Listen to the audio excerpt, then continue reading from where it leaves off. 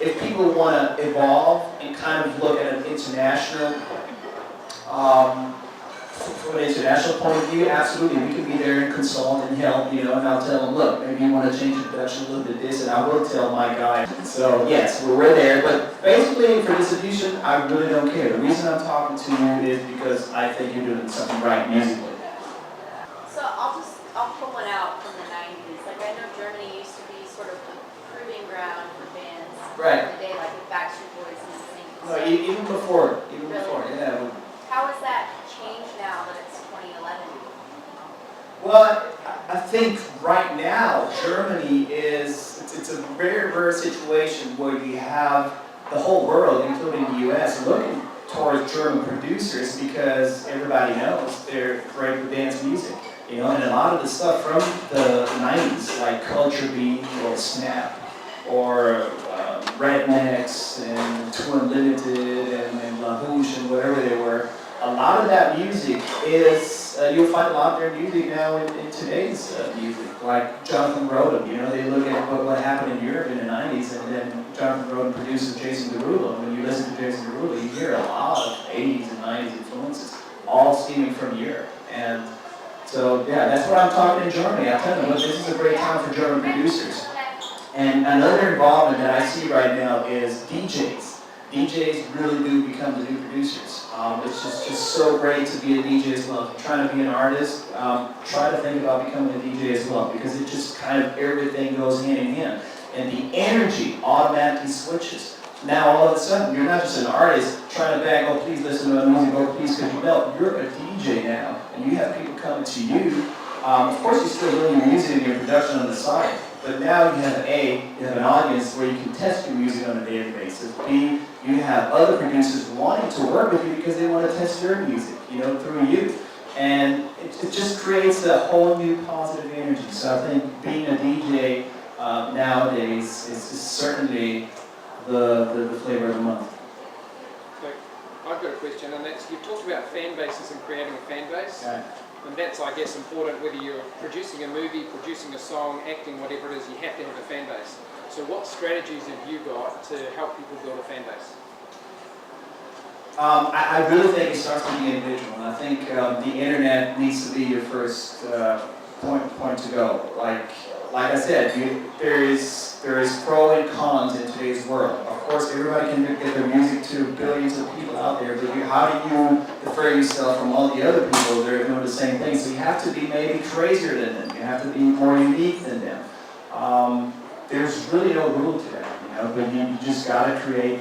I think you have to be on YouTube and make sure that whenever you post something on YouTube, that's another thing that changed, by the way. Whenever you post something on YouTube, make sure your stuff is available. People are not going to say, oh, that record's going to come out in 3 weeks, I'll go back to YouTube, check it out again, and find out the link. No, people want it right now, and that's another thing that changed in radio promotion. Back in the days, it was like, okay, we're going to have radio promotion for the next 3-4 months, and then there's going to be a release. Now people hear it on the radio and want to buy it right away. So once you do radio promotion, stuff needs to be out there. Available. Would you distribute something that wasn't a reality star or a music artist if it had a tremendous following? Absolutely. Absolutely. Yeah. Absolutely. Yeah. Good. Around the world, I come from Africa. Which country? Benin. Okay. Like German Munsu. Mm-hmm. So over there, for instance, a lot of people don't speak English, but we love anything that comes from the US. Right, it's a West Coast, right? Small country. Yeah, very, very small. Yeah. Very small. Mm-hmm. So we just appreciate like the rhythm, the music, the sound. We don't really worry about the lyrics. Right. And now kids over there are very talented and they're doing a lot of good music. The only difference would be the language, either in French or African dialects. Right. And let's say they have a huge fan base, which they do, over there in France, for instance. And I was just going to say, is it French-speaking country? Yeah, it's a French-speaking Okay. country. Uh-huh. So, would you look at this type of artists? Absolutely, yes, and I'm very familiar with Africa and France as well, because we toured in France and I was in Africa many times. Absolutely, and I would love to be more in Africa and educate these artists that they wouldn't even have to wait for anyone. As long as they have access to the internet, they can break out, you know. Now I understand there's one big difference, of course, with Africa, that a lot of people, most people won't buy your stuff, you know, and a lot of people still work with cassettes, I understand. It's very tough in Africa, you know, to actually make money. You have people like Manu Dibango, for example, you know, they're telling me, look, we're not selling records, you know, like, everybody's listening, everybody knows me, nobody buys my stuff, you know, because it's a platinum market, but they're making their money in shows, yeah. So are you a musician yourself? No, I'm not a musician. Okay. So what's an example of a success story that you feel has done some unique things in the marketplace to break through? By themselves or Yeah. the big? Well, by themselves or coached by you. Give us an example of, you know, somebody that you think in the marketplace is good for people to mirror or to learn from. There's tons of people. I mean, it starts with a Justin Bieber, for example. You know, I mean, the way they tell the story is usually not exactly the way it went down, but it certainly started with YouTube with him. You know. What I do not, let me just tell you what the kind of backstory is. What I do not get, there's a lot of people on YouTube that have millions of hits and plays and tons of comments, but there's always missing this originality element. Like they would sing a Justin Bieber song, a Rihanna song, and they would maybe do it better than the original, and people love it, but they have nothing to sell.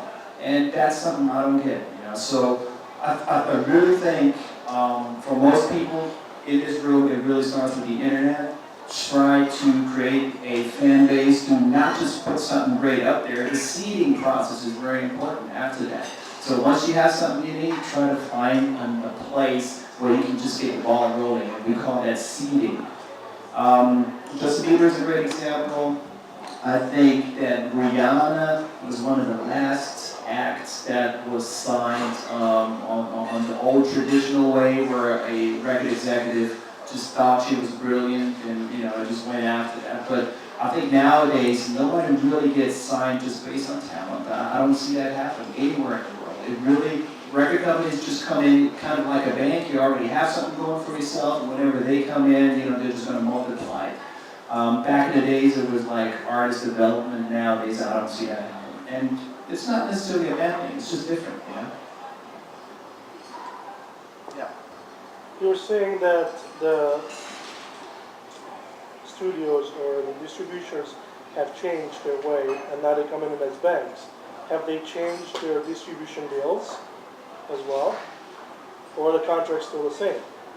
The contract, well now what we do, for example, we also do this digital distribution contracts, you know, like I don't really care too much about physical records at this point because it's just an old business that's kind of running out and only appeals to if you're already a superstar or if you are selling out gigs like on a daily basis, then of course fans want to have a physical record.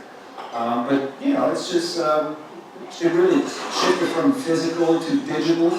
And the percentages are more in favor for the artist. You know, back in the days, you had 80% that was going to the record company, 10% the artist, 10% the producer. Now, you know, you get deals kind of a 50-50 thing. Right, last question from somebody. And just one more thing, I think every artist should be his own producer as well. I think that is a very important aspect with all the tools that you have with Pro Tools and Logic and Cubase and Fruity Loops. You have to become your own producer and don't underestimate the music placements. You know, don't just wait for people to buy your stuff. Go out and try to pitch your stuff to music supervisors.